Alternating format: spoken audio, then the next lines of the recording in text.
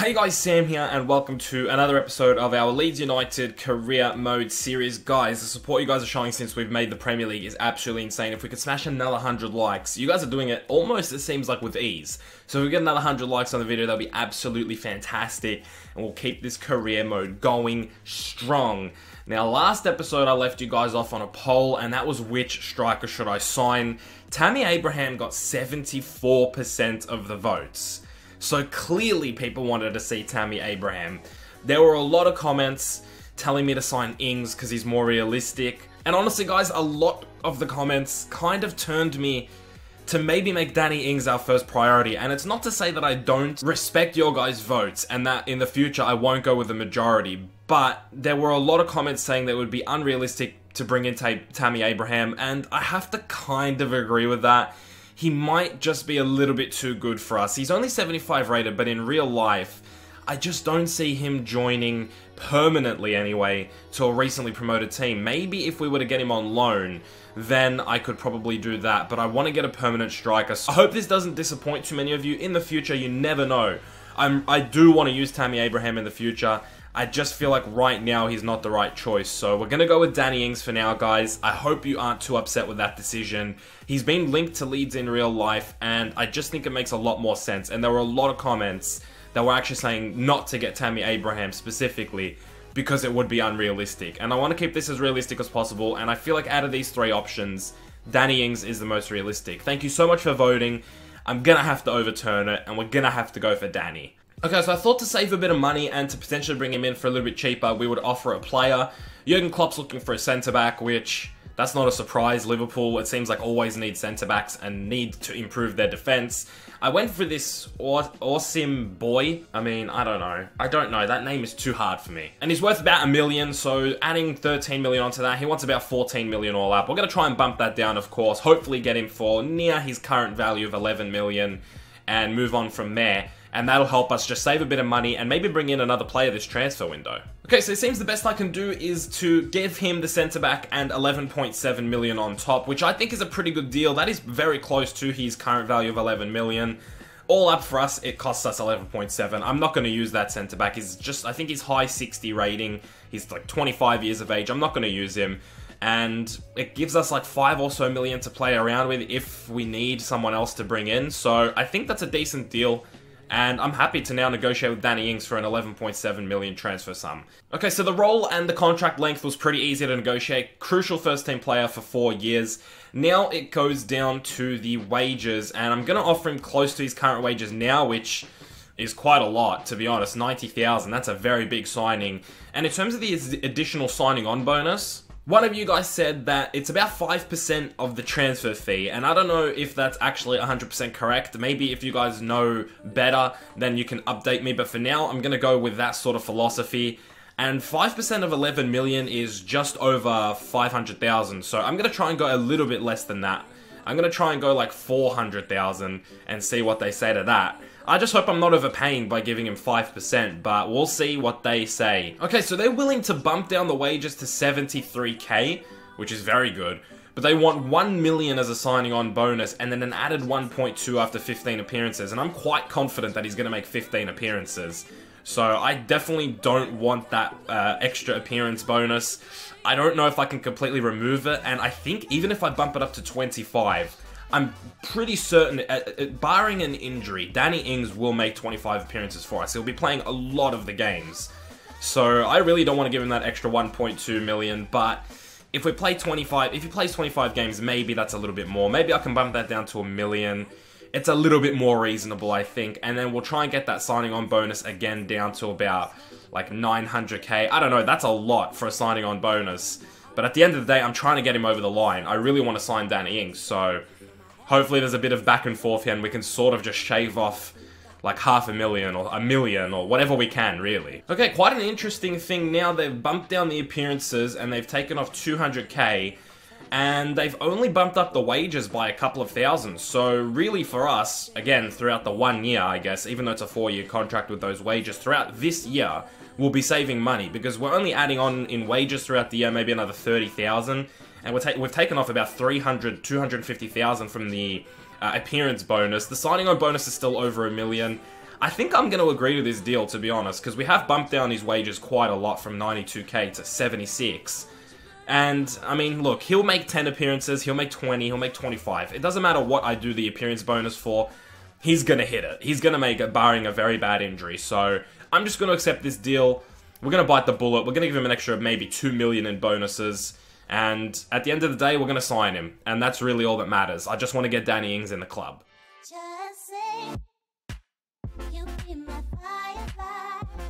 Righty, so at this point, that's what the team looks like. Danny Ings up front, Sayis behind him, Townsend on the left, Alioski on the right, with Vieira and Phillips in the midfield, Ryan Sessegnon as the starting left back for now anyway, with Jorge and our new captain, I'd like to announce, Pontus Jansson, with Luke Ayling on the right and Vidvald in between the sticks in the goalkeeper position. And I don't know if there's something missing. I don't know why I feel like there's still something we have to do. There was a lot of talk that I was going to get a centre-back. I said it at the end of last season, we probably needed a centre-back, but I kind of like Jorge and Janssen. I don't know if I should get another centre-back, and with the limited money we have, I don't think we need another centre-back. We have those two, we have Cooper, and after that, we don't really have too many options. A lot of younger players, some youth players that have come through our actual youth academy. The team looks okay right now. I think I'm ready to play our first game, and if we need improvements, if there's anywhere where it's obvious that, hey, we probably should have had another player there, we'll figure that one out after our first game, after our opening game, which we'll play right now. Oh, I got goosebumps. A nighttime game for the opening Premier League game? What? Does that usually happen? Oh, I guess, yeah, if we're the first game, yeah, it's a nighttime game, I guess. Maybe we're the first game of the weekend, I don't know, but the Premier League graphics look sick. I'm happy to be playing in the Premier League. I'm ready to go. I'm ready to play West Brom right now as our opening game. They're going to be a tough team to beat. We're on legendary difficulty, first time for this series. So hopefully we can get Elland Road bumping, and hopefully we can pick up a couple of goals here, but we have to be wary. I mean, we're the new boys in town, and West Bromwich Albion are a very good team, so yeah. Right, so here is our lineup for the opening game of the Premier League. It's a lineup that you just saw in the team management. It's Vidvald in between the sticks, with Ayling, Janssen, Jorge, and Sessegnon as our starting back for Phillips and Vieira as the two holding midfielders, Alioski and Sayis, and then the new boys starting Townsend and Danny Ings up front. I guess Sessegnon's also making his debut, should be said. Danny Ings, first touches on the ball. He's going to go for a decent shot from outside the box, and Johnny Evans does well. Good start from Danny. He wants to shoot. That's all that matters. Lewis Baker now in plenty of space. Not sure where our midfield was there, but Sessegnon getting his body in the way to Rondon, and there was an offside somewhere. And Tony Pulis is going absolutely mad. Calm down, Tony. That's a pretty clear offside, Pulis, man. Come on, you just got to chill out. Sayis now finds Ronaldo Vieira. Vieira's going to try and first time that over to Townsend, playing his first game, and the ball was fantastic if someone had found that area, and Townsend gets a good start to the game as well. Solomon Rondon now finds Chadley, goes for a shot, and Vidvald looking pretty assured in the first 15 or so minutes. Oh no. No, Vidvald, great save. It just fell to West Brom in the box there. It could have snuck in, so good reactions from him. West Brom's starting to put the pressure on here, starting to get a couple of corners. They got some big players in there. Johnny Evans, it's down on the ground, and Sessegnon just has to get rid of it. Chadley through to Rondon, and he rattles the crossbar, and my goodness, West Brom will probably feel a little bit hard done by. Should have just cleared it with Sessegnon. Not sure what I was doing, to be honest. And Rondon going for... And look at Pulis. Why is this man so mad? Jesus. To Chadley. Oh no, there's a penalty given there, and it's Townsend who's just stuck a foot out trying to win the ball back. And he just hasn't got the ball at all, and it's a penalty to West Brom in just the first half an hour, we've been so far able to handle them, and this could give them a really good advantage in the game. We can do this. Come on, we're duking him, we're vibing. Let's go, to the right. Yes, Vidvald, come on, son! Great save, stretches all the way. And my goodness, we are hanging on in this game. Phillips now surging forward. He wants Danny Ings to run with him. He's got Ings onside. He's got him on his right foot, and Foster. Great save from him. And that's our first chance in a while, just to alleviate some pressure. And Danny Ings, he's looking to shoot when he gets the ball, and he's getting him on target. And that's really all we need from him. To Sessegnon. Sessegnon looking for Vieira again. That's a great pass. He passes it through to Alioski. And once again, the West Brom defense just airtight at the moment. Vieira through to Ings. Tries to go for a wide option. He's got Saiz. Saiz is going to whip that one back in. That's a far post whippage, but Foster was there for it. And it just seems we can't crack this West Brom defense, man. It's standard Tony Pulis at the moment. Goes out wide. Alioski, he's finding himself in some space. He's whipped that in. And it's Townsend going for it. And that was probably our best opportunity of the game. Unfortunately, the header from Townsend, not perfect. And Foster was able to grab it. Oh, yes, Kmart Roof. Great work off the bench. Try something tricky, but he keeps the pressure on. Great work. He's got Danny Ings. Is he onside? The flag has stayed down, and Danny Ings trying to gather his composure, trying to go across goal. And it was Foster with a great save. Alioski whips it in. Danny Ings is lurking. So was Sessegnon. And Foster once again called into action. Oh, my goodness. Oh my word, it's just fallen to Danny Ings. Here we go, one-on-one with Foster. And Danny Ings, on his debut for Leeds, has scored a goal in the 81st minute to put us up 1-0 at Elland Road. But how did we get the ball there? What was going on? Danny Ings, just in some space, had Kmart Roof for support, but backed himself. You have to back yourself as a striker. And he just puts it across goal. Great finish. And we're 1-0 up against West Brom, but I just don't understand how we got that ball. I'm not sure what happened there. Just shambles for West Brom in that one moment, and we've taken the lead. Rondon now. Pontus Jansson. You can't, I mean, you're Solomon Rondon, fair enough, but you can't outmuscle Pontus Jansson. There it is, full time. And we've won our first game in the Premier League, 1-0 here against West Brom. Was it fortunate? Yes. Were we lucky? Of course. But it was a grinded 1-0 win, and we held on, and we held on. We saved a penalty, and we just held on. That's the best way to describe it. We just held on. We took our opportunity, and that man, Danny Ings, picks up the goal that gets us the win. And that's why we signed him. He needs to score the goals. He needs to stay composed in the big moments, and he did that. 1-0, first win in our first game, and a clean sheet as well. That's the dream start right there. At the end of the day, it was a pretty even game. Despite I felt that West Brom had the better chances, we had 7 shots, 6 on target with 57% of the possession.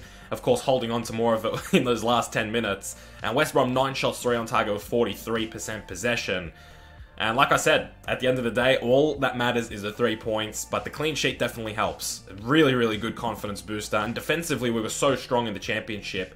Hopefully we can carry that over to here in the Premier League. And we started off fantastically. 3 points on the board. Now, there is a little bit of a difference with the Billy Bremner Award, where last season, we obviously did the post-com games, I voted for the 2 points, but in the feature game, you guys got to vote for the 2 points. This season's going to be a little bit different. We're doing every game live, so every single game, you guys will have your say in the top right corner. You can vote for whoever gets the 2 points. Now, if you don't want to get spoiled, and you don't want to see who else is performing well in the other games, you can just wait until the end of the episode and then put your votes in, or you could do it game by game. You can do it however you want, but you guys get your say in every single game. Who do you think was your man of the match other than Jorge? For this game, it's a little bit easy. And if you're not aware, after you guys have voted for the 2 points, I'll vote for the 1 points.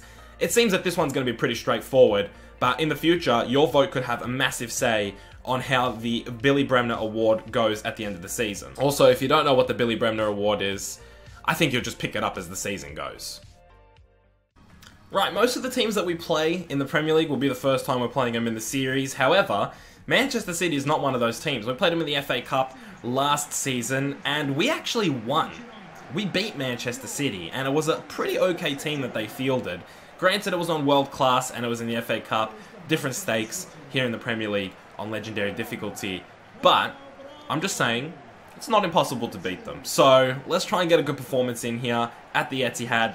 Definitely a difficult task, but hopefully we can get at least a point. That would be nice. Right, okay, I completely skipped over the, I completely skipped over where it showed our lineup. So that's the lineup. It's the same lineup. Why change our winning formation? It's the exact same lineup, so I don't have to talk about it too much. Let's jump into this game. I promise I won't skip it from now on. Sessegnon now. Great ball from Vieira, and Ryan Sessegnon finds himself in some room. Of course, he's not going to beat Kurt Walker very easily on pace, so a bit of trickery or a bit of dribbling. And Manchester City's defense looks pretty airtight at the moment, but it is early stages, so we'll work our way at it. And here we go. Saiz is in a bit of room. He's going to take a touch, and he's going to shoot. And he's gonna fucking score, ladies and gentlemen. Samuel Saiz, the Fans Player of the Season last season, the Billy Bremner Award winner last season, has kicked off his first goal in the campaign. It's away at Manchester City, and it is an absolute beauty of a strike. Oh my word. Off the post, Saiz has some space. You cannot give this man space. And we're 1-0 up at the Etihad. I told you City's not impossible to beat, but I wasn't expecting to go up 1-0 this early. Ayling. He's good on his feet, and he gets the fake shot off fantastically. Gets a little bit closer, and Mangala with the great work. Vieira with the second defense. A couple of deflections, I believe, and bravo. That must have stung his glove big time. There was power behind that. It's Fernandinho now. He's advanced forward, trying to make something here for his team. Aguero was in a great position, and he finds Ayode and a great... or Kayode, sorry. I don't know who that guy is, but a great save from Felix. Look at that. That is quality goalkeeping. Felix is showing us why we kept him. Coyote. Out wide to Kyle Walker. Back to Coyote. Back to Walker. Back to Aguero. That's some great play from City, and they've rattled the post. My goodness. I thought that was a goal, so I was a bit quiet. I was a bit speechless, because great play from City, and it was Aguero that nearly finished off a great bit of play. That's a great ball through to Coyote, and he seems to have a bit of pace behind him. Pontus Janssen just jogging it. I don't know how to say his name. Jorge. That's just fantastic defending. That's beautiful. Get your body in the way. Make sure the cross doesn't come in. That is what they teach you in defending school, if defending school existed. Vieira through to Saiz, and he finds Danny. Danny Ings completely turns Jason Denayer and gets past another as well. Danny's going for a bit of a run. He's got Townsend ahead of him. Townsend whips it in. I thought maybe a couple of guys would be running in, but the cross doesn't even get away. But fuck me, Danny Ings, that was a great bit of dribbling. Oh yes, this is great play. Vieira, finesse, and Claudio Bravo plucks that one out of the air. But man, we are playing some fantastic football right now. Oh, great ball from Douglas Luiz into Gabriel Jesus, who's been on the pitch for like quite literally 2 seconds. That is his first touch of the game, and he brings City back. I mean, it's off a throw-in, and it's a great play from City, and that pass there, that's beautiful. The hands go up for offside, but he's timed his run perfectly, and Gabriel Jesus is the difference maker, really. And now I'm starting to shit myself, because I'm sure he's going to be looking for a second goal. He's whipped that. That's a beautiful ball. I mean, I don't know how City didn't score. I'm speechless as to how Fernandinho did not find the back of the net there. Alioski through to Calvin Phillips.